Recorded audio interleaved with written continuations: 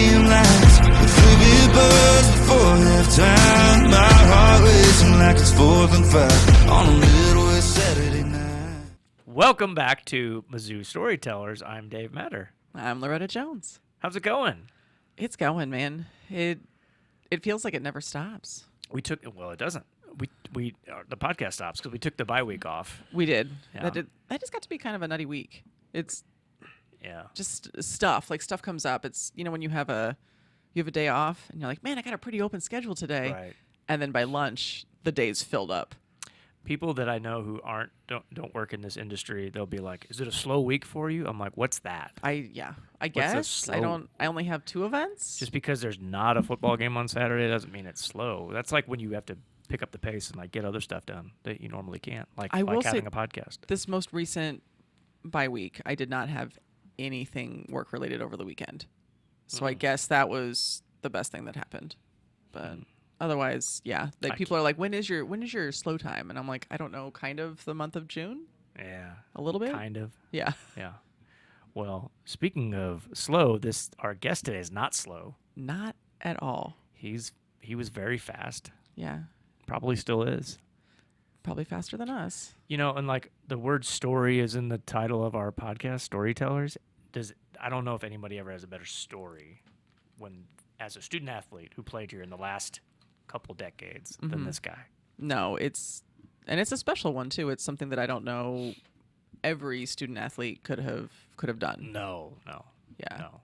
And he's somebody that our fans love, and they're going to get a chance to see him and hear from him. And I was really excited about his availability. yes, worked out very well. Yeah, we'll talk about it. Yeah. Okay, let's just bring him in. Okay. He's a Tiger. He's a record breaker. He's a Cotton Bowl MVP. He's a true comeback kid. He is Henry Josey, and he's today's guest on Mizzou Storytellers. Welcome, Henry. Thanks for joining us. That's good. It's Welcome good to be home, back. Henry. Yeah, know, this is that- so we're recording this on Friday. We play football tomorrow. And you were just telling me you can't remember the last time you were back here for a game. What? Have you been back to a game since you were done playing? That is a very interesting question there. I believe I've been back. I'll say Okay. I've had a few hits to the head, so I don't remember completely. I know I've came back and support an A&M game before when we played in A&M. Yeah. Very early on after I left, but it's been a while since I've been back. Yeah. Probably too long. You might barely recognize the stadium tomorrow when Correct. you're out there. I have noticed that. Driving in, just seeing everything changed. It's bananas to see the restructure, but it does look awesome, and I can't wait to see the finished piece. Definitely. Well, I'm pretty sure that these fans they're going to be pretty excited to see you tomorrow, man. and the ovation you're going to get, and this, even if you're listening to this after the game, like it's going to be a really great experience. I'm sure. We were just talking about that before the podcast. I think you have become synonymous with Mizzou versus Texas A&M. That's very true. I think as soon as the time comes, it's a bunch of explosion on the internet, all the above. I think I get some crazy DMs as well, and it's like, oh man, it's that week. Yeah. It's an important week. I've even had some people from back home that I work with. They're big A&M fans, so it's like, yeah, I'll actually be there, and they're already starting and talking mess. So it's like, look here, brother, just relax, enjoy the show. Okay, well, we alluded to this the last episode we did. Yes. I think we can share it now. So, and I was telling Henry before we hit record. So was it the morning of the Auburn game? Because you and I we didn't travel. No, it was Vandy because we didn't. It was the game. I think wait. it was one of the two. Was it the game we watched together? Or the one we No. didn't. It was in the morning of the game we watched together, which is Auburn. Auburn, okay. Anyway, so we live in the same neighborhood. Sorry, I was we're taking friends. I was taking a walk, and I was like, man, who could we get to come for these last couple of football games, home games? And then it just hit me. I'm like, we should try to get Henry to the A&M game. It only makes sense. So I texted Loretta. She's like, on it. I'll get his number. I'm like, we'll let's get him there. And then you finished the story because you reached out to Henry. I don't think that it was 20 minutes later I was able to text him back, and I was like, hey, called him. He's good. He's already coming that weekend. That was the craziest part. Yeah. You're like, that's wild. Because Yeah. I was like, will you come in for the A&M game? And he said, that sounds fun. I could do that. When is that? I said, November 8th. And it was just quiet. He's like, that's wild. I was like, what? He's like, I just booked a flight this morning to come back for that weekend. Wow. Definitely. It Meant was to awesome. be. Meant to be. Oh yeah, definitely. It's it's like I say, you say bittersweet moment. You want to be out there still, but I'm at that age where, hey, I'm done. But definitely that phone call and just already kind of, I guess you could say, pre-planning that to be here, but also having this moment where I'm able to come back and share this moment with everybody because I know how big the A&M game is. Yeah. I know how big the moment is, and hey, it feels like yesterday. Yeah. That game has just happened again, so it's always a great moment, a very touching moment, but it's awesome. Like I say, awesome to be here, and I'm glad we got that worked out. Yeah, shout out to Justin Britt, who was real quick after running his half marathon in a banana costume to send me Henry's phone number. So. Hey, that guy's persistent, man. So it was, I guess, right around 15 years ago when you first got here as a freshman.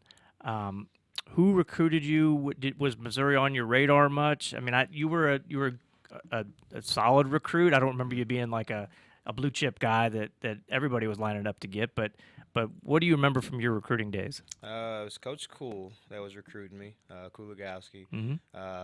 He was very consistent, I'll tell you that much. He actually got me here. I didn't know anything about Mizzou. I think he started recruiting me, and that's when I started watching. No. And that's when Chase was here, and everybody was like, man, it looks bananas there. And then eventually they got me out here on a visit, and that was kind of, the rest was just history. Like I didn't want to take another visit. I think I verbally committed. In a McDonald's line. Really? Yeah, I was sitting in the car. I just kept thinking about it. I was like, man, that place made me feel like I was at home. Like I really felt like I was at home while I was there. And it's like, hey, I'm shooting him a call right now. Hey, I'm committing. Like I want to be there. Man. So it, like I say, big family atmosphere is what this place has always been. I'm here now, and it's like I'm just revisiting so many things in my head, and it's just always awesome to be back here. It's good to see trees that actually turn colors. Yeah. In Texas, that doesn't happen very often, so it's good to just be home. Like I say, this is a second home for me away from home. So take us back to that visit. You took your official. You show up on campus. Like, what was your first impression? What's something that sticks out that you remember from when you first got here? The ice cream. The ice cream. Tiger stripe ice cream? right. All right. That is something that sticks with me very, very much. Like, that was probably the icing on the cake for me, the Tiger Stripe ice cream. But definitely the people, Coach Pinkel, how close-knit the staff was, and then also seeing their history of how long they were together. That played a very big role in me coming here. Didn't plan on playing right away, but knew I had an opportunity to be able to play.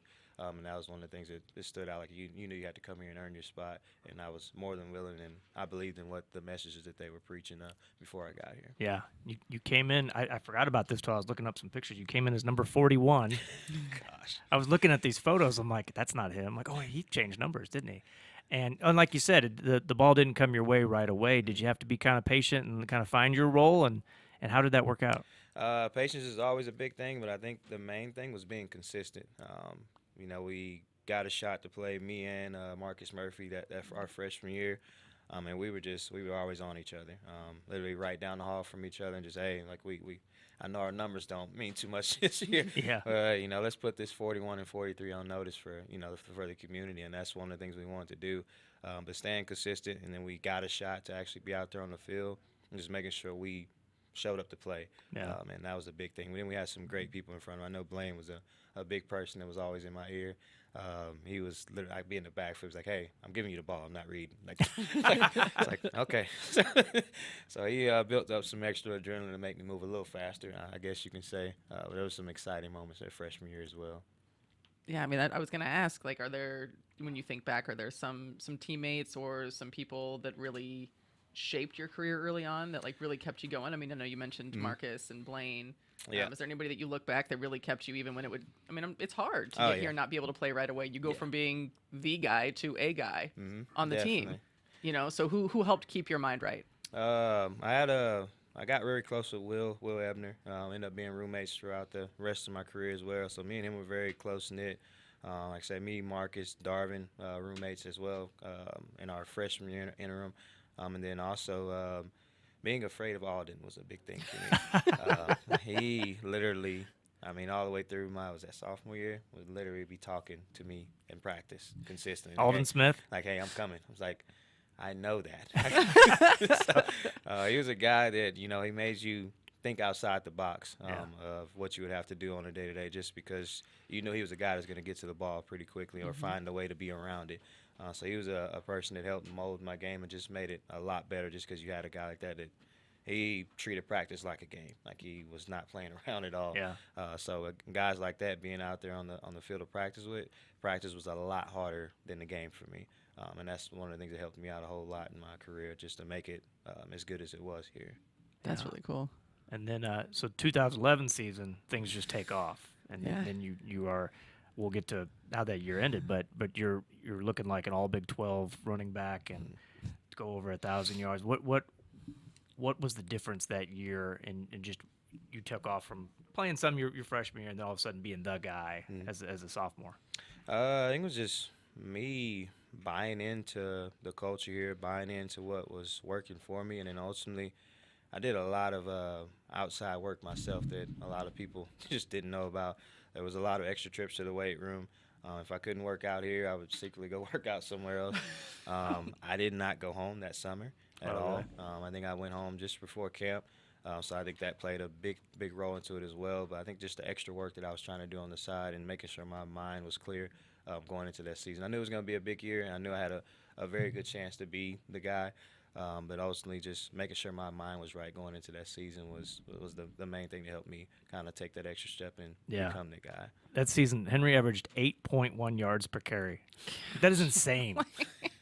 Like, that's what you see out of maybe a guy that plays like on third down a little bit and doesn't get many carries. But to be a workhorse back like you became and still average almost a first down every I was just time going to say, you he's ran the getting us a ball. down every time That we is give him the ball. crazy. Yeah.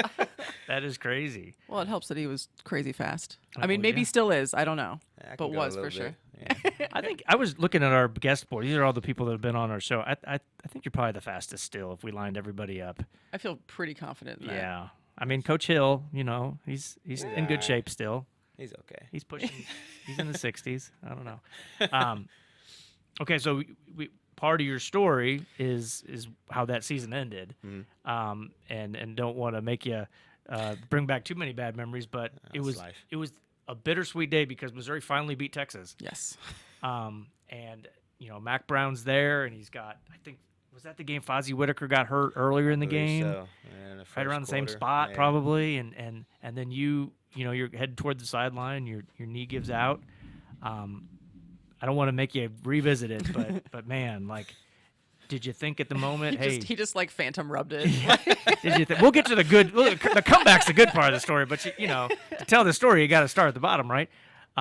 Did you think right then and there maybe this is over, or what's going through your mind at that point? Now that you can look back 14 years later. A lot was going through my mind. Ultimately, I got a hole in my knee, and I could see my kneecap sitting on the inside. So the main thing there was like, hey, let me move this back over and see if it'll go. But I was like, yeah, that's not happening. No, this is real. Yeah. So I think it kind of all just more of a shocking moment. Yeah. I don't think it was anything that hit me like right away. I was just kind of like, oh, brother, like this is serious. I don't want to say I never thought I would come back from it. I just kind of just went into a mode of, hey, it's going to be a long road. Yeah. I was fortunate enough to have a family here that helped out a lot before they actually took off. But that probably was you could say dangerous road to go down, very mental-driven road to go down. And, yeah, a lot of tears shed during that time. It was a long year. I did not like Rex that year. Rex Sharp, former trainer, he's right, like one of my favorite people to be around in the world. But that year, he was not my friend. Not your friend. I remember the image still, and I saw the photo the other day, and I was just looking it up. Like, it was one of those injuries that, I mean, Mac Brown came over and put his arm on you, his hand on you. For one, Mac's just a great person, and that's kind of what he's known for. But for him to recognize that moment and come over like that, and I know in the moment maybe it didn't mean anything, but to look back, like, that's how I think devastating folks knew that was, and I remember, Dr. Smith and Rex both, they hadn't seen an injury like that. Like, that was, you went above and beyond on that one. So, Yeah. I mean, again, I hate like asking all the details again. So remind us, what exactly were you diagnosed with? What happened? So I had patellar tendon, both meniscus, and of course ACL all gone. I think remember Doc saying when he finally opened my leg up, it looked like spaghetti. It was pretty ugly in there. and what was that, 6 months before my neck surgery. Yeah. Wow. Had to get to a certain degree with my leg, which was very tough. A lot of scar tissue buildup. I think I did a small surgery to kind of break down some scar tissue in that little interim that we had there, and that helped out a lot. But for a while, I didn't have a ACL for a long time. Yeah, it was 3 surgeries, I want to say, in total to get everything back to normal as it could be. And I believe that the last, I forget, I don't know if it was my last or middle surgery, when he went back in to look at everything, it's like, it looks like nothing ever happened to your knee. I don't know what it is, but That's amazing. Wow. it looks golden in there. Wow. So, Wow. Well, and we can go through and we can checklist, what they found, what they did, what they fixed. Yeah. Like that's easy to track. What was the mental and the emotional recovery like? I I mean, you're so far from home. Yeah, that was tough. I fortunate enough, girlfriend at the time helped out a lot. Was with me much as she could be with having her own sports to deal with as well. Eventually, my grandpa came to just basically live with me as long as he could. I think he was here with me almost 2 months at one time, 3 months. Will's mother, Miss Ebner, she came back and she was very supportive. I remember getting in the back of their SUV, going back and forth to training. And then, of course, training staff as well, getting me to class and back and forth. So everybody pitched in to help out as much as they could. There was a lot of visits, and then there was a point where, I don't know if somebody said something or not, but like, hey, y'all need to stop coming to see him so much. And it wasn't to be, mean or anything. It's like he needs to learn how to cope with what he's going through and try to get through it. And I believe as that time went, pain pills went away because it's just, you can use them, but eventually it's something addictive to you. So that was one of the things I cut out as soon as I could. And I think I took my first shower, and that's when my grandpa was like, all right, you're good. I'm gone. So that day kind of, he seen me moving around and kind of be able to take care of myself. I can hobble around, whatever the case may be. I picked up my little leg machine, put it on the bed. He's like, yeah, I can finally go home. And that's when I kind of was like, all right, I'm going to be all right. It's going to be okay. I got to weather this storm that I'm in right now. And it was tough to get through for sure, and especially knowing you're going to sit out that next season. But I was not trying to. And let you know, they had to tell me I was not playing. Yeah. 'Cause I was for sure playing that first game. Well, and then 2012, it's the first losing season Mizzou's had in a long time. Yeah, it was rough. And you had to watch. So what was that? What was that like? I'll tell you what, it's cold. For whatever reason, it rained a lot that year. It was a rough So I did year. get cold and wet a lot. But it was rough. You seen the tension. You seen how high it was driven. You hear some of the guys come in, man, we losing because you ain't. I was like, look, brother. Yeah. I got my other journey to be on right now. I'm here. I'm supporting y'all. But it was a lot of just different tension, between that year amongst the group. They were trying. It wasn't that they weren't trying. It's just, you feel like there's a missing piece, and there is a missing piece, and you don't understand what that missing piece is until you understand what it is that they're actually, supplying for the team. It's more than just, their talents. It's their mindset every single day they come out to practice, the joy they have, the fun and love for the game, and ultimately we're going to go win because we're all close and tied up together like we're supposed to be. I believe after that season ended, I knew I was going to play the next season. I made sure to get the guys over to the house as much as I could. Like, we would cook, we'd hang out, and I think that helped us a lot just to get back to where we need to be, because we had lost that family that we had just because it was just, plug and play, so much pulling and chugging against, each other just to try to win a football game. Yeah. And that can dwell on you pretty heavy, especially when you're some athletes that are used to winning. Yeah. I remember he told the story so many times, Coach Binkeldag. Maybe it was in the spring or January workouts, probably the spring, when he was watching the team practice, and then he, out of the corner of his eye, he saw you running for the first time. Do you remember that day? And it was you were, and like he got emotional talking about it, like right after when he ever visited with myself or the media or whoever. Yeah. Because like there was hope there because you were actually running. Definitely. Those red jerseys they disappear at practice. They don't see you. Yeah. So I'd be on the sideline every day. I had a routine that I would go through with Rex where I would actually run offensive plays. Very exhausting, just to keep running them. And then, of course, my end of practice routine was to run just conditioning 110s. And then for me, in that moment, it was for me to test the waters for myself. I know Rex didn't like it too much when I took my knee brace off. I was like, look, man, I'm either gonna be myself or I'm not. And ultimately, I want to go out trying to be myself. I can't. Right. This brace is hindering what I normally do. So I just be running up and down the sideline, and I started building myself up from 50 to 60, and just how I would push myself to trying to run a little faster and a little faster, and I could feel myself moving. I was like, yeah, I just started enjoying doing it. So that's the only reason he got to see me that time. He made sure to tell everybody about it. All right, first game back then, 2013 opener. It truly was one of my favorite moments in my time watching Mizzou, writing about Mizzou. You rip off a 68-yard touchdown run, I think in the fourth quarter, second half for sure. Yeah. And this is like, it sounds fake because it sounds made up, but you ran over the spot where you got hurt. Yeah. And I remember talking to Will Ebner after the game, and he said, I'm pretty sure that Henry stomped on that spot on the field where he hurt. Like it was one of the many steps you took. Yeah. It was very conscious that you did. And maybe that was just his perspective, but I wrote it as if it happened, of course. But what did that game mean to you? I mean, it was Murray State. Missouri's obviously going to win that game. But to be able to come out, and I think you went over 100 yards, and it looked like you didn't look like old Henry. You looked like a new version. Yeah. What do you remember about that night?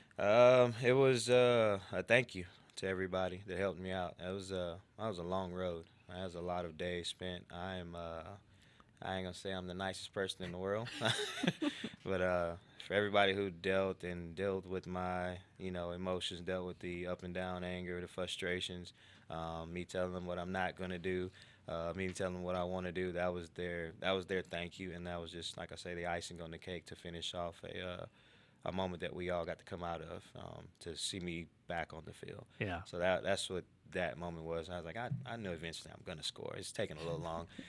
Y'all just give me some time. But eventually got to it, and every single person that night that I could see and could thank, I actually gave them a hug and told them thank you as well. And of course, anybody I could reach out to on the phone, I did as well. So it was a big night for me in general, and just for everybody else outside that helped me to get to where I got. Well, I'm thinking, leading up to that game, the first game, you're going to get to play. It's been hyped up. Everybody's excited. Henry Josey's back. Is he going to be the same? Is he going to be better? What was going through your head, like as you're getting dressed for the game? You're going to the trainer. You're getting prepped. Like, what were you doing to prepare yourself and keep calm? I'm probably the weirdest guy ever as far as entertainment. Everybody knows me. They know I'm a goofball. So any time before the game, I eat candy before every single game. So I have probably like 3 different bags of candy, Zips. What else? I have any kind of straws, and then just literally anything that gets me hyped up and gets me going. And was it Jolly Rancher, the chewy ones? I love those as well. Nice. So I'll have that going. And then probably the craziest thing is I listen to Beyonce before a game. Okay. And it'd be like the craziest song ever to be listened to, but they know I'm getting in my little mode. So that was one of the things I started doing, and it didn't it didn't distract anybody. It gave a different sense. Like he's all right. Like he's in a different zone than what he's normally in.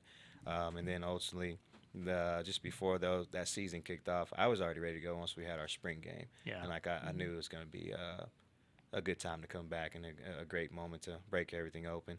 I think emotions were always high going into that game just because the hype around everything. But ultimately, I don't hear anything once I'm on the field, and that's one of the treasures of being able to have that different lock-in mechanism when you get on the field. Like it goes silent. Like I can hear a pin drop by me if That's crazy. if need be.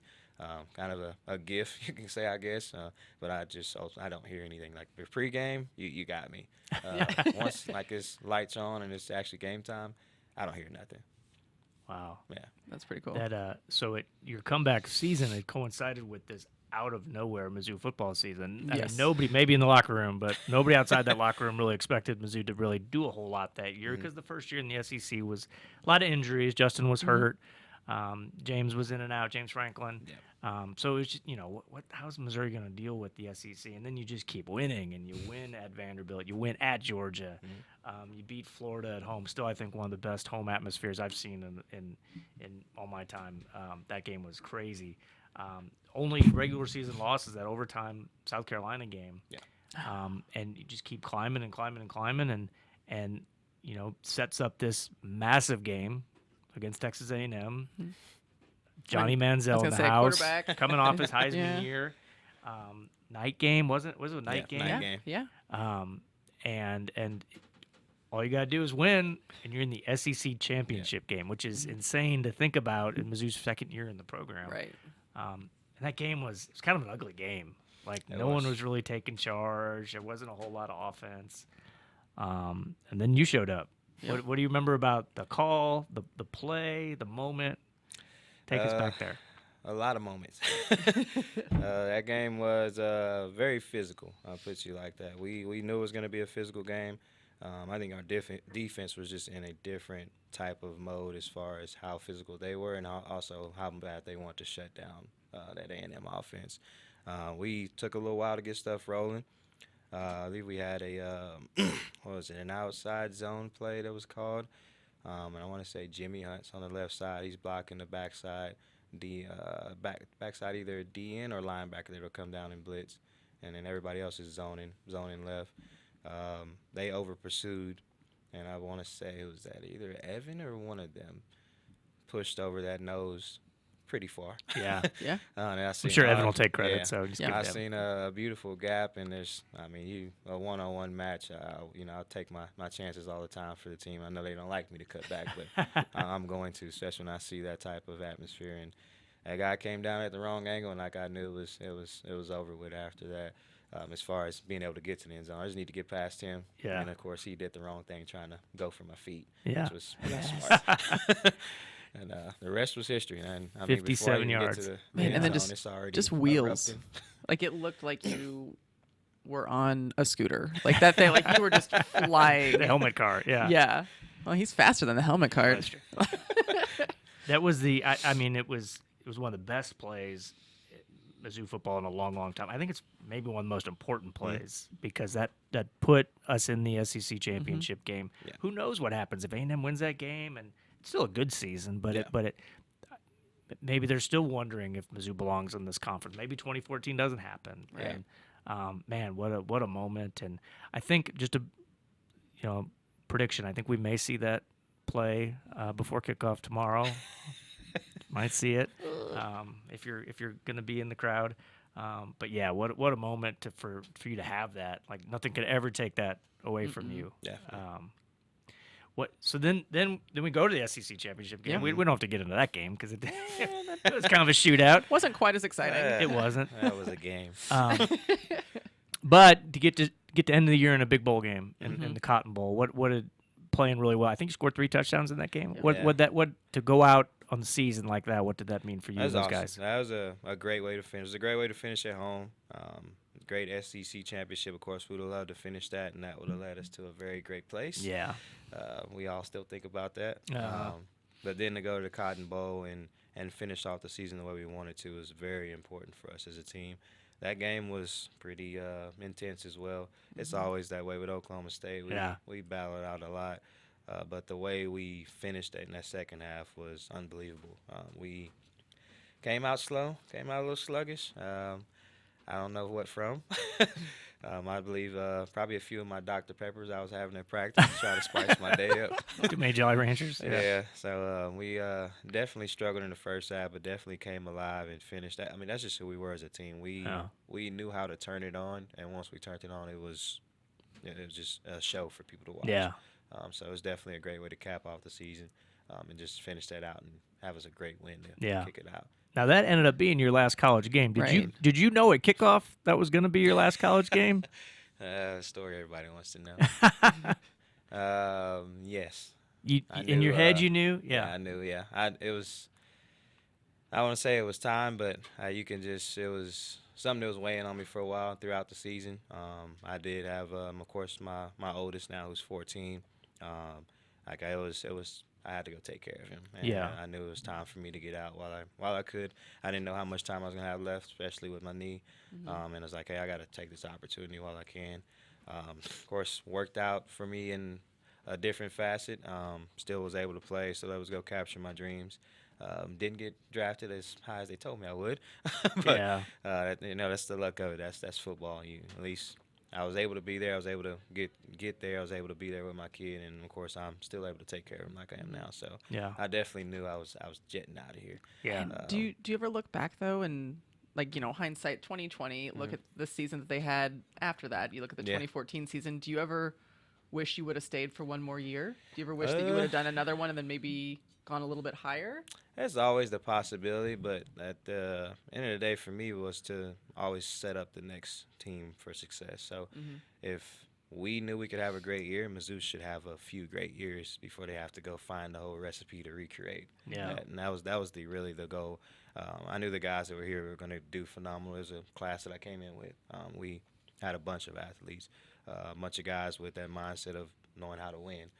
So I wasn't worried about that part of it. Of course, you would love to be a part of it. I was like, really, you want to go to that championship again? But of course, it's just good to be on the outside end looking in, like, hey, we're still winning, and that's my team. Like it's good to wear the colors, be able to wear your shirt now. Like, yeah, we're a winning football team. We're not a team that I got to go hide and cover my stuff up when I go outside. So yeah, that part of it was awesome, just to be on the outside looking in at everything. Yeah. And once you've had one devastating knee injury, I mean, how much is that in factor in and think, hey, this could happen again the first game of next season, and then I'll never have a chance to go pro. Yeah. I mean, it's hard to. Nobody else could have had that, had that factor like you did, when you were making that decision. Definitely, yeah. It was a tough decision. I knew I was gonna do it, but even as I'm going through the process, of course, all the phone calls back and forward, even calling here, talking to coach and everything. And then, of course, when it gets announced, like, hey, you good to go? And we're about to announce you're declaring. It's like, yeah, you're good. Even when I declared, like, I'm literally sitting in my house at home in Angleton with my oldest now. I keep calling him my youngest. He was a baby then. Just sitting there looking at him. He has his little car house shoes on. It's like, man, like, I got you. Like, I know I'm doing this for myself, but I'm also doing it for you and the benefit of your life. So Yeah. It didn't bother me at all. It was a great decision for me. Yeah, that's awesome. And so then, like you said, you got to live the dream. You got to go play professionally after you left here. What did you take away from your time in the NFL?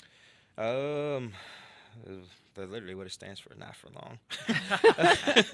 But no, it was fun. I had a great time. I went into Philly. I was there with, J Mac, so got to be with somebody familiar that I knew. Got very in tune with Sproles. Me and him still talk to this day. He's a big brother for me. So built some great relationships while I was in there.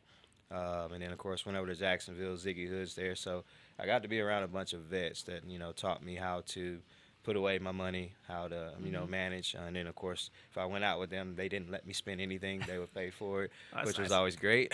I want some friends like that, Dave. Yeah, I know. That definitely that paid off very well. But it's also just them understand the dynamic of, at any moment this can be over for you. And, I've been in there for a while. So, hey, put that away and save it up. You need to. So it's good to be around guys like that. And then, of course, being able to go off and still play a little. I played 3 more years in the CFL. So it was good to go capture all that and just live it out as long as I could before it was time to call it. Yeah. When it was time, was that a hard thing to accept that, hey, it's time for the next chapter, or how did that sit with you? You're a competitor. I mean, that can't be easy. I'm still a competitor. Right. Yeah. I won't say it was hard. It was right decision. It was good to finally get home, be consistent, be around my kid as much as I could. End up having another one within that next year.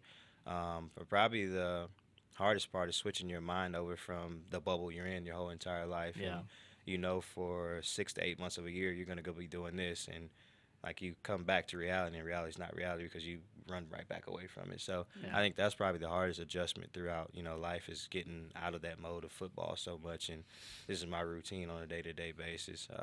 I think that was probably the hardest part, other than just making a decision it was time to be done.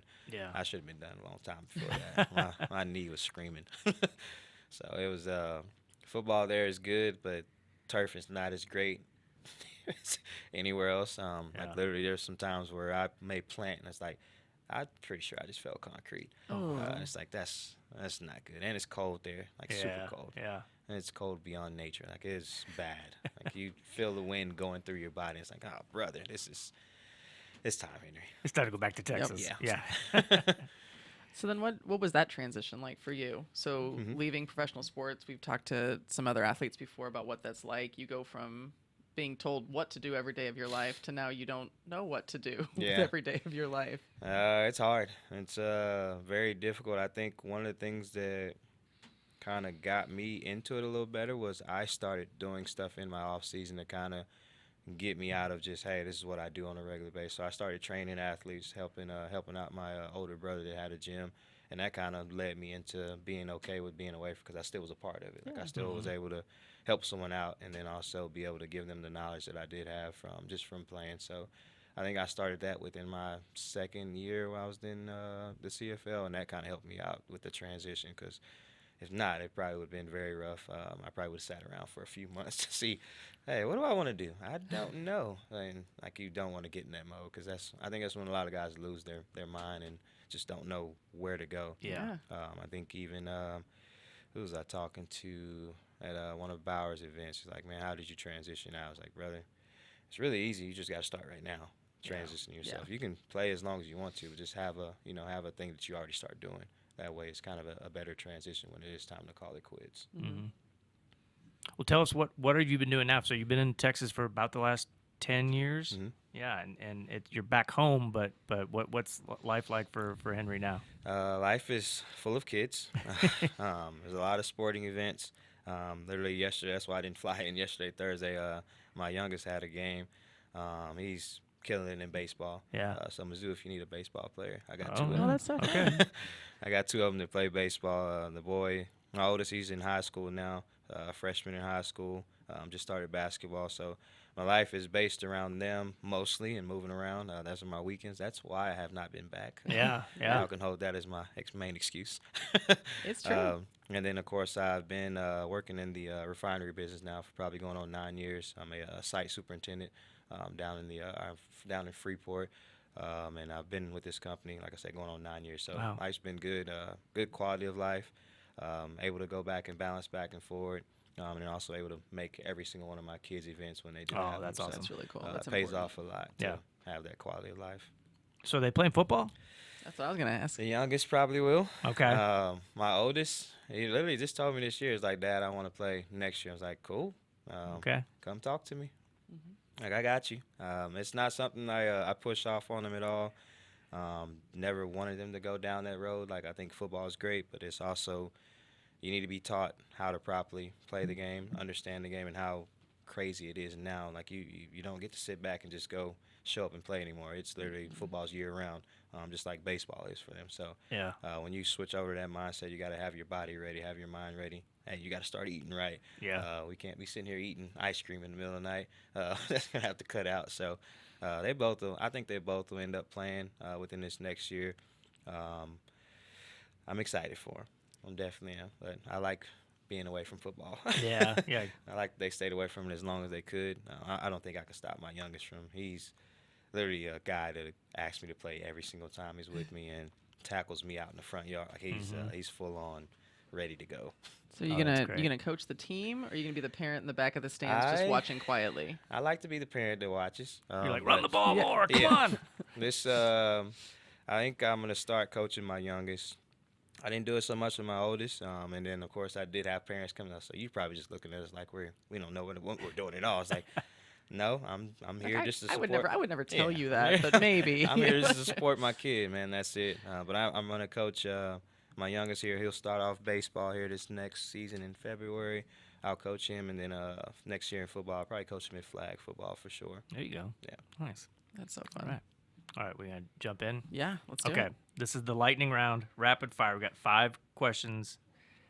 You don't have to spend a lot of time thinking about your answers. What do you, even or odds? I'll do evens. Okay, all right. Number 1, what was your, and I guess it could still be the same, we'll see, favorite meal in Colombia? Man, that's tough. My favorite meal, I don't even know where to go from that. I had a routine for me on favorite meals. No, we're not talking. You already said the Tiger Stripe ice cream. Right. Yeah, the Tiger Stripe ice cream is my favorite. But my routine every Friday was to go to TGI Fridays and get some salmon. Salmon? Yeah, that Okay. was my thing. Okay. Yeah. Is that still here? Did Yeah, we, it it is. is. Okay. Did we have? He passed it on I'm my like, way. when did the Fridays get here? Okay. All right. Describe your head coach Gary Pinkel in one word. Father figure. That's a good one. That's two. But It's let that hyphenated. slide. We'll say it's hyphenated. Yeah, Yeah, it's okay. that makes it one word. Okay. Best advice you've ever been given? To be myself. That's probably the best I've ever been told every day, just to be yourself, like your authentic self. Most people try to adapt to the world and adapt to whatever environment they are in. If your authentic self got you there, your authentic self needs to stay there to make you be successful in it. I like that. Good. What was your favorite Mizzou memory? That's tough. Why would y'all do that? We ask the hard questions here. Oh, man. My favorite Mizzou memory is beating #1 Oklahoma my freshman year. That was crazy. That was electric here. I don't know if there's been another atmosphere like that, but that was bananas. Homecoming, all the above. Yeah, that was crazy. Okay, so this is not one of the questions, but the field rush happens. What do you remember? What were you trying to do? Did you have a strategy to try to get off the field, or were you trying to party with everybody? It Or was what? my first time ever that happening, so I didn't know what to do. Are we gonna be okay? I was like, do they prep you guys for that? Like this Uh, might happen on no, the field. I think. Oh, I got grabbed for interviews, so I think that saved me. Okay. But other than that, I didn't know where to go. That was I had no clue what to do at all. I've never thought about that, Dave. Like what the players do when people rush the field. I remember 2 years ago when it happened at K-State. Or no, not at K-State. Here here, against yeah. K-State. I just remember we were trying to go and get the players off because Mm. you want them to have fun, but also like let's Yeah, not get hurt out here. This Yeah. is You crazy. can get ran over pretty quick in Plymouth, and Yeah. just- Yeah, nobody's gonna see. especially if that goalpost falls. Yeah. Okay. All right. Henry, if you could give a message to current Mizzou players, especially those going through challenges or injuries or comebacks, what would be your advice? Whew. Oh man, that's tough. With mental health being such a big thing, I would always tell them to seek some kind of help. Seek somebody to talk to. Find you a big brother. I think that's very important. No matter what, having somebody you can go talk to is super important in life. It's going to be something that's super important for the rest of your life. Having some kind of big brother or person you can trust to go have those vulnerable moments with to get you in a different mindset to be able to push through. Yeah, that's great. Love that. I'm going to use that. I might Yeah. need it sometime. I would agree. Okay, final part of the podcast. Okay. Now, Dave made these like we ran out of room, Like, so I don't- I'm scaling them down a little bit. Some of these are bigger. Henry, you get to choose whichever one you want, and then you got to come up here, and we got a little you spot can see there them. just in time. But you can pick which one you want, and then you take the push pin and go put it up there. Okay. Now, as you saw earlier, this Why thing would is y'all pick these two? very wobbly. Oh man, Move out of the way for you. I'll make life simple. This is a great week to be in. Yeah. Sure is. Hopefully this doesn't fall down. Be careful. There you go. We're good to go. Awesome, man. Well, we're so glad you're in Columbia for one, and that you're going to be here for this game tomorrow, and really glad you got to come in here and visit and retell. I still think one of the best stories in Mizzou football, Mizzou athletics history. Like your comeback and everything. I mean, you're such a fan favorite. These fans are going to go wild when Yes. they hear your name and see you down there tomorrow. It's going to be great. gonna be so Definitely. fun. It's always good to be back. I'm glad to be back for this game in particular. But like I say, it's always good to come home, and this is a place you'll always get some love. And I mean, even coming back, like I say, for the Bowers event, there's so much fan love from everybody. And there's I remember a few people coming up to me getting an autograph, and it's like, yeah, my kid was 0 years old when you signed this. Now they're 14, 15. Yeah. Like, holy moly. Yeah. Kids being named after you, so it's a blessing to be back here, and I love this place. Yeah. Yeah. So if we're tied in the game tomorrow, and like Coach Drink loves the outside zone, if he needs a little help, I may you know. disappear and suit up. Yeah. Get close to that sideline. You never know. All right, Yeah, Henry. I Well, got one left. this was a lot of fun. Thanks so much Yes, for thank joining you us. so I much. appreciate you as well. Thank All you. right. It's always a pleasure. This episode of Mizzou Storytellers on the Inside Mizzou Athletics podcast is brought to you by Shelter Insurance. Ranked #1 in customer satisfaction for auto insurance in the Central Region by J.D. Power 5 out of the last 6 years. We're your shield. We're your shelter. Henry Josey. What a guy. What a guy. I just thought of something. I think when he scored that touchdown, he was wearing this helmet. Stop. Yeah. Why do you think it's that helmet? Well, not this exact one, Oh. but this logo, this Yeah, design. he was. Yeah, it was that. It was that Had to put it era. on. He should have done the whole podcast wearing the helmet. It is already warm enough in here as it is. Can you And imagine? We could have just gone to the jerseys. That would have been cool. Yeah. Well, your jersey. Well, I efforted to get I efforted. a volleyball jersey with your I number. sent a text. I asked RJ to find one with your number, which I believe was 17. Yes, it was. Look at that. There's a picture right there. No, I remember. I can't see your picture. Speaking of pictures, I'm going to apologize now. Henry's photo is a little small compared to Spared everybody no else. expense for Mr. Josey. Dave decided all at once that it was getting too crowded, and so we were going to immediately shrink everyone's photos. I From will now say on. that laminate machine, what's it called? The lamination machine? The The laminator. laminator? was making some weird noises yesterday, so we're lucky Did we you even see got one. there's a new one? Yeah, it's But the new one. Oh, you used the new. I still Oh, use yeah. the old one because I don't know how to use the new one yet. It's really easy. You hit on, and then you just put You it don't in. have to like heat it up. Nope. Okay, do you guys know how cheap those are to have your own personal one? It's like $30. I mean, I use it once every 2 weeks when Steve we have a flexing on podcast us here? episode. $30? You can just for get a your own laminator? I laminator. thought those were like thousands of dollars. Well, Christmas is coming up, so Nothing says happy holidays like brand new. Is there a laminator company we can get as a sponsor for the podcast? no. But you know who is one of our sponsors? Shelter Insurance. We're brought to you by Shelter Insurance, ranked #1 in customer satisfaction for auto insurance in the Central Region by J.D. Power 7 out of the last 8 years. We're your shield. We're your shelter. That was great. I thought We're it was smooth. We're getting pretty good at this. Or I should say you are. Yeah. Yeah. Yeah. And note that it's been updated to 7 out of the last 8 years. They just keep going strong.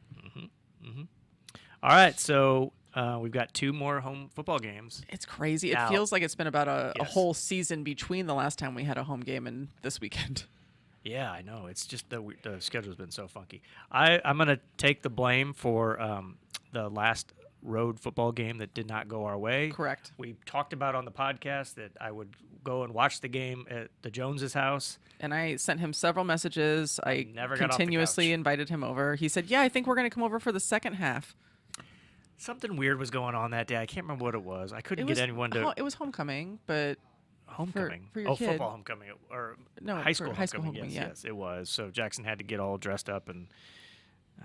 that's why I thought we'd have you for second half, and that's why I blame all I had things to that happened iron in the his second shirt half and tie on his Dave tie. Matter. I had to iron his shirt and tie his tie. and That's all so that. sweet. Yeah. Yeah, it just was one of those days that just got away from us, and then the game started, and we don't have to talk about the game anymore. No, we don't. Yeah. But yeah, then we had a bye week. That's right. Yes. It does seem like it's been a long Yeah, it was time. Halloween. Yeah.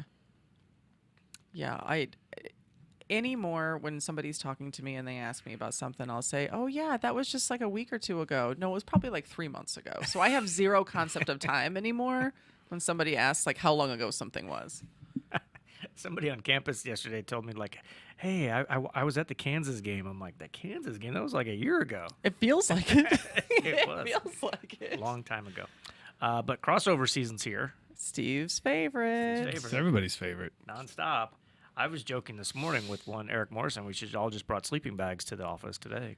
Every sport that is either still in season or has started their winter season that could be playing at home this weekend or Yeah. could be playing this weekend is playing. I will say the women's basketball team played and won last night Yep. at Tulane. But otherwise we have volleyball, we have men's basketball twice, we've got football, and we've got wrestling. Wrestling. And the women's basketball Tuesday, I believe they're Yep. home. Cross country, going to the regionals. I think that's what Correct. they call it. Yeah, It's the Midwest Midwest regionals, right before we host NCAA championships. What? Yeah, on the 22nd. That's a big day. That is going to be a big day. But yeah, a lot going on. Gymnastics is right around the corner. And they've moved to the arena. They did. We discussed that here. Yes, we did. It's a big I'm deal. still very We excited do have a about date it. now for the Black and Gold. I saw that. That's December 12th. Correct. It's a Friday evening. That will be at Mizzou Arena. So Look at you, sport admin. yeah, exciting times. Sure is. Hey, Halloween. So we all know what neighborhood we all live in, and we were going around trick-or-treating, and we were planning on going to your house, and you were not there. I was not. This was the first year since we moved to Columbia that we did not spend Halloween in the neighborhood. Steve, what was your neighborhood like? Ours was crazy. There were kids everywhere. Because There it was a Friday. Well, and the weather was nice. Yes. There were families out with the fire pits on their driveway everywhere. Mm-hmm. We didn't have ours. Our driveway is very steep, so our fire Your pit driveway would is kind really of tumble. steep. It wouldn't. Ours is in the backyard, but it was a really nice night. We always go out of our neighborhood because my neighborhood doesn't have street lights or sidewalks. Do you live in the woods? It's the county. I mean, there's like each house has like a pole light, but not like street lights. But no, the neighborhood we went to was pretty sweet. There was a lot of people. This is my first year not walking with my kids, so I did the bonfire and cooler and passed out candy. It was a lot of fun, but I kind of missed walking with the kids a little bit. We went to a friend's neighborhood that has I call it's a swimming lake because we have lakes, but they're not swimming lakes in our neighborhood really. But they have a swimming lake with like a little sandy beach thing and the shelter type thing. And I guess every year they do this big potluck and people bring different types of chili and other things. And so we went and did that. They do a candy walk for the little kids, like a little circle. And then they have these 2 trucks that just pull around giant flatbeds with hay bales for the kids to trick or treat through the neighborhood. Like they pull them through the neighborhood and they... So they don't have to walk? No. Oh, that's weird. Well, the neighborhood was pretty big and the houses were pretty spread out. So we followed behind in our friend's golf cart, which... Hoity-toity. Did you have your cotton bowl rings on? Woo! It wasn't my golf cart. Golf cart, huh? Holy crap! I made the joke that I was like, man, this thing is really nice. I bet it costs more than my car, and then I found out that it did. Passing out caviar I was and humbled stuff like that too, tremendously for the kids. Just But caviar. Full-size candy bars in that neighborhood, I bet. There weren't actually, but there was a lot of random things like ramen. Ramen's become a thing. Yeah, Why Will are- got some. Excuse me, Will got a ramen. thing of ramen. Yeah. ramen noodles, Yes, there's a house in our neighborhood that does ramen. Oh, yeah, I think we got 'em. like Yeah. cooked or just like No, a pack in of the paper, ramen in the noodles. paper one, like the square one, not like in a cup. yeah, like the old school, like with the little Yeah. seasoning packet in it. Yeah, no offense to people, but if I was a kid and I got ramen, Well, that ain't making it home. some of them think it's like a novelty. They think thanks. it's cool. They're like, I want to try I ramen. want I'm chocolate like, or candy. What, this is Halloween. It's So I didn't America. technically walk with them, and I will say 2/3 of my children were not loving that. Oh, Like they wanted to like walk and trick or treat like normal, yeah. and so that obviously tugged at my heartstrings. But I was You were also dressed up. Where were you? Yes, I was. So I was Princess Peach Okay. because I will make this incredibly long story short. One of my Amelia wanted to do a family costume, so we started planning family costume ideas. Then one of her friends said, "Do you want to do a friend's costume with our group of friends?" And she dropped us like a bad habit. So on Thursday, probably. no, it was weeks okay. before. It All was right. weeks before. So then Dave and I just stopped talking about it. We're like, okay, well, the kids will pick out their costumes and we'll be fine. We like to dress up, but we usually just do our own thing.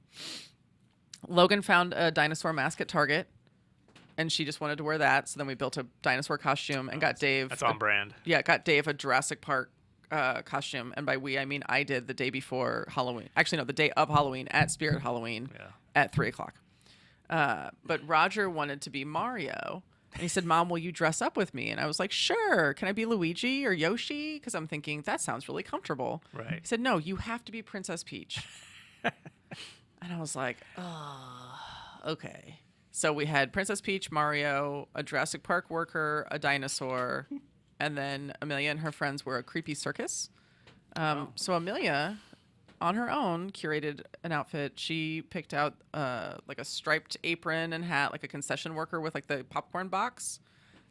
We sprayed her with fake blood, and we got fake body parts and organs to put in the popcorn box. Nice.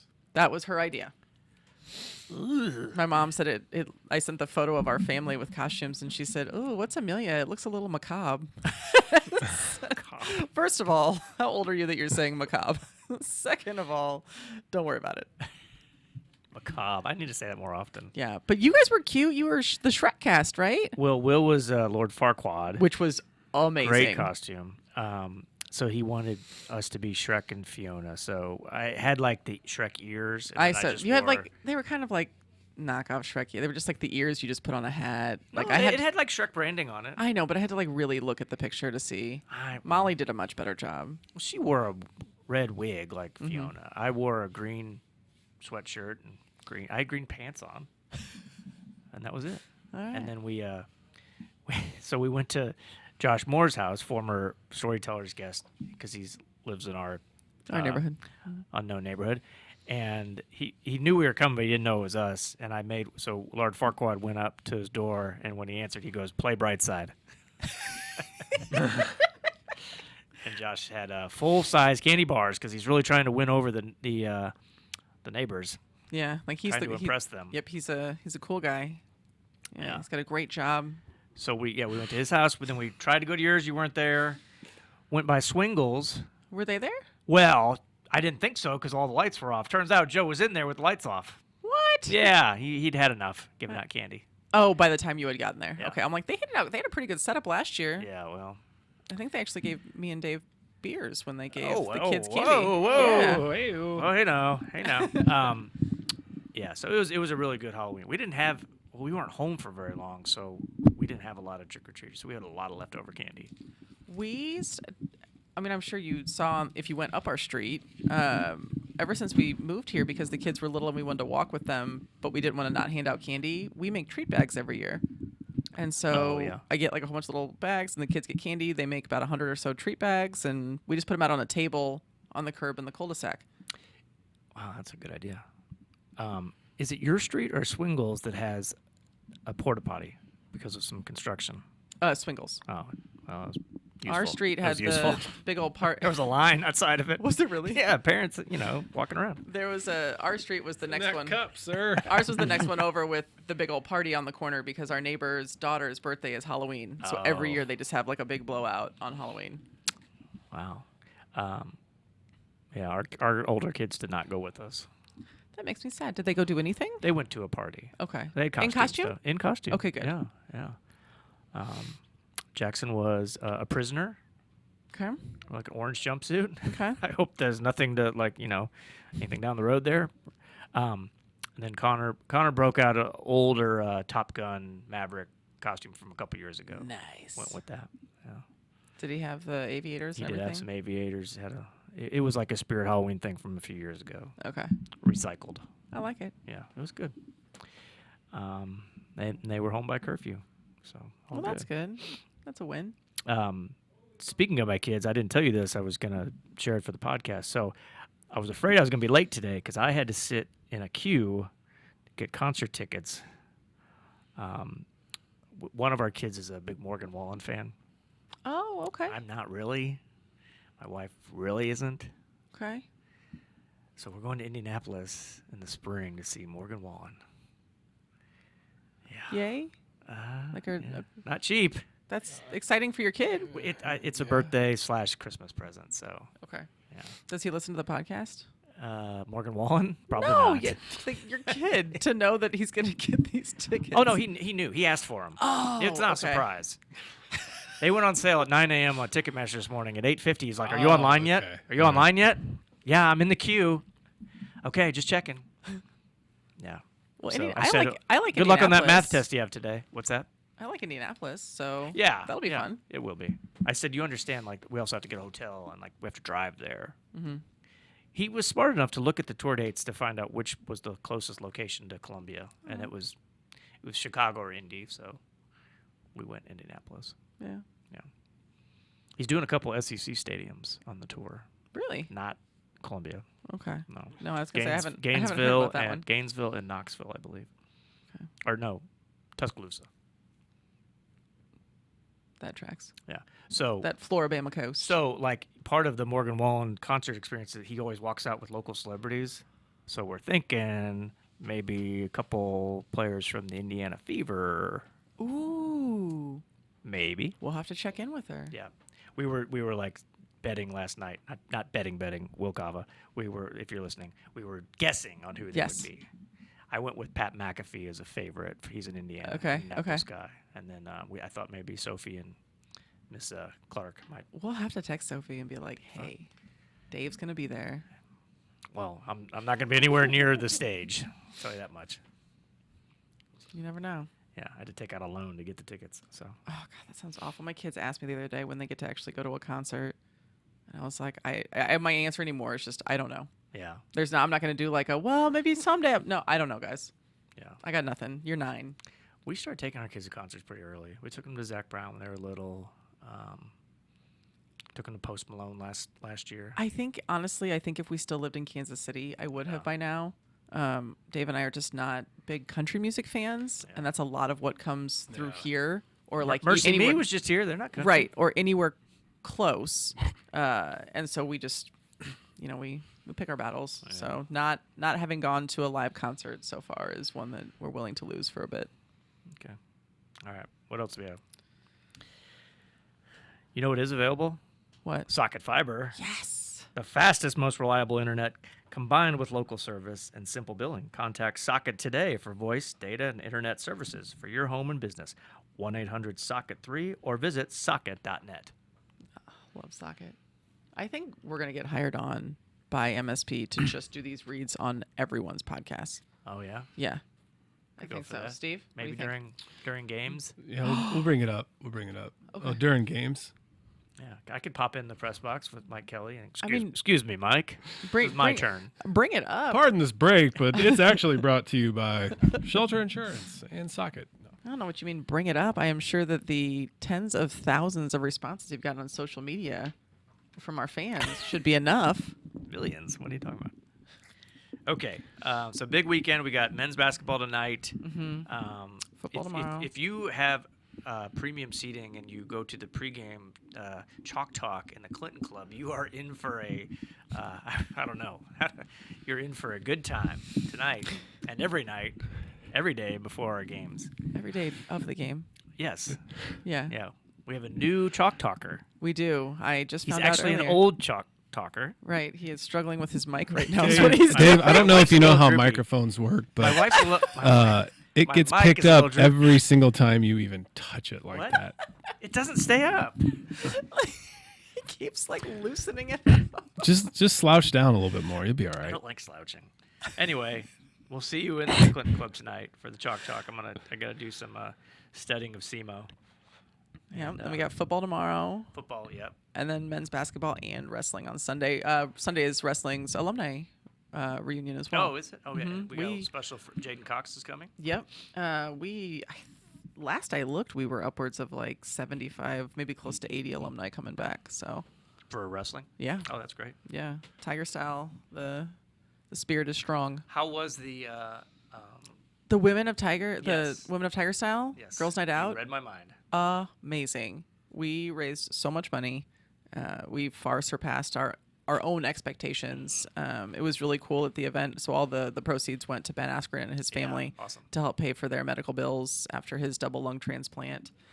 And Amy, his wife, we had already planned for her to zoom in Yeah. during the event to talk to the crowd.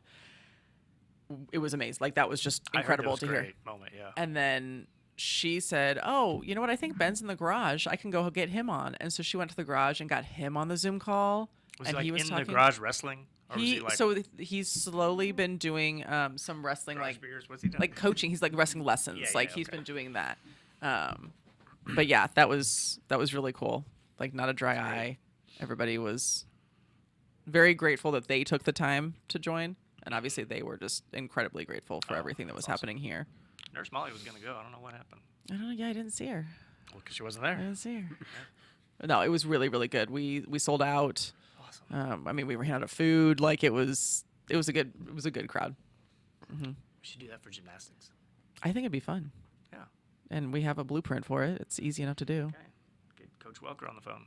So what do we do? Like Dudes of gymnastics. that's what I'm saying. Like teach men about gymnastics. I mean, hey. Friday night dudes. It's Friday Night Heights. Yeah. Yeah. Yeah. Friday night dudes. I don't. But I yeah. think we can come up with something a little catchier. Bros on the beam. We'll workshop We're that. workshopping it. Yeah, We'll figure it we'll out. workshop that. But yeah, I think it would be great. I think sports like that are popular, but people don't necessarily know Yeah. all of the ins and outs and the scoring and the rules. It's beneficial in that sense, and it's fun. You gain traction and support for a sport that's always kind of been here and had their constant supporters, but then you get new ones. Yep, So. absolutely. Well, I know all the routines and all the scoring and everything for gymnastics, so I could maybe, I love that. Okay, you can spearhead this. I don't. You will. I'm learning. You Sure. will. You and you got to learn before you go on your road trip. Which road trip right. did you end up pick? Georgia. Georgia. Okay, Yeah. A little later in the season, but that'll be all fun. good. Yeah. Alrighty. I think we've said enough. I think so. I think we already know our next guest. We do. Oh well, I hope. I'm waiting on Well, confirmation. last week we said TBD, and it ended up being nobody. It was a And week. then we got yeah. Henry. And then we got So it Henry, all and made up for I'm it. pretty sure next week's can probably happen. I just need to confirm it. Okay. And what we will talk about with him is that our best Mizzou memories have yet to happen. This is Mizzou Storytellers. I'm Loretta Jones. I'm Dave Matter. We'll talk to you next week.